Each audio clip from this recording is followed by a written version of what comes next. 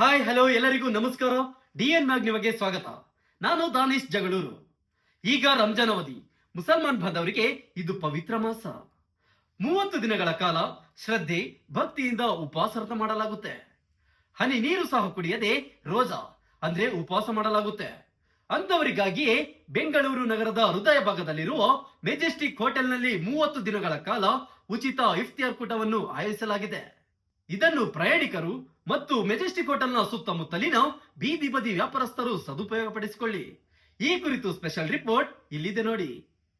ಮುಸಲ್ಮಾನ್ ಬಾಂಧವರಿಗೆ ಪವಿತ್ರ ಮಾಸ. ಮೆಜೆಸ್ಟಿಕ್ ಹೋಟೆಲ್ನಲ್ಲಿ ಉಚಿತ ಇಫ್ತಾರ್. ಇಂದಿನಿಂದ ಮುಸ್ಲಿಮರ ಪವಿತ್ರ ಹಬ್ಬವಾದ ರಂಜಾನ್ ಆಚರಣೆ ಶುರುವಾಗಿದೆ.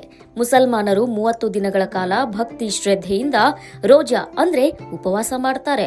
ಬೆಂಗಳೂರು ನಗರದ ಹೃದಯ ಭಾಗದಲ್ಲಿರೋ ಮೆಜೆಸ್ಟಿಕ್ ಪ್ರದೇಶದಲ್ಲಿ 1971ರಲ್ಲಿ 3 ಸ್ನೇಹಿತರಾದ ಪಿಕೆ ಅಬ್ದುಲ್ ರೆಹಮಾನ್ ಹಾಜಿ, ಇಸ್ಮಾಯಿಲ್ ಹಾಜಿ ಮತ್ತು ಮೊಹಮ್ಮದ್ ಕುನ್ಹಿ ಕೆವಿಪಿ ಸಾಹೇಬರು ಮೆಜೆಸ್ಟಿಕ್ ಹೋಟೆಲ್ ಆರಂಭಿಸಿದ್ರು.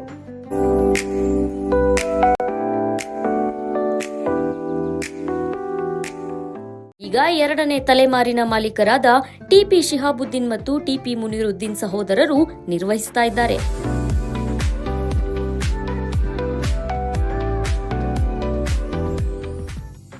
ಎಸ್ ವೀಕ್ಷಕರೇ, ನಾನು ಆಗ್ಲೇ ಹೇಳಿದ ಹಾಗೆ ಈಗ ರಂಜಾನ್ ಅವಧಿ. ಈ ತಿಂಗಳಲ್ಲಿ ಪ್ರಪಂಚದಾದ್ಯಂತ ಮುಸ್ಲಿಮರು ಸೂರ್ಯೋದಯದಿಂದ ಸೂರ್ಯಾಸ್ತದವರೆಗೆ ಉಪವಾಸ ಮಾಡ್ತಾರೆ. ಉಪವಾಸದ ಹಿನ್ನೆಲೆ ವಿವಿಧೆಡೆ ಉಚಿತ ಇಫ್ತಾರ್ ಕೂಟವನ್ನ ಆಯೋಜಿಸಲಾಗುತ್ತೆ. ಅದೇ ರೀತಿ ಪ್ರತಿ ವರ್ಷದಂತೆ ಈ ವರ್ಷವೂ ಮೆಜೆಸ್ಟಿಕ್ ಹೋಟೆಲ್ನಲ್ಲಿ 30 ದಿನಗಳ ಕಾಲ ಉಚಿತ ಇಫ್ತಾರ್ ಕೂಟವನ್ನ ಏರ್ಪಡಿಸಲಾಗುತ್ತದೆ.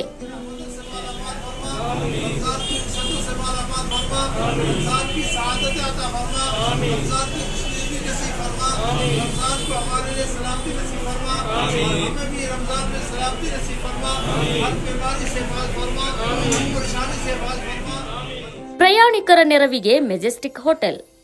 ಹೌದು, ಬೆಂಗಳೂರಿನಿಂದ ಬೇರೆ ಊರುಗಳಿಗೆ ಹೋಗುವವರು, ಬೇರೆ ಊರಿನಿಂದ ಬೆಂಗಳೂರಿಗೆ ಬರುವವರು ರೋಜಾ ಅಥವಾ ಉಪವಾಸ ವ್ರತ ಬಿಡಲು ಮೆಜೆಸ್ಟಿಕ್ ಬಸ್ ನಿಲ್ದಾಣದಲ್ಲಿ ಪರದಾಡ್ತಿರ್ತಾರೆ.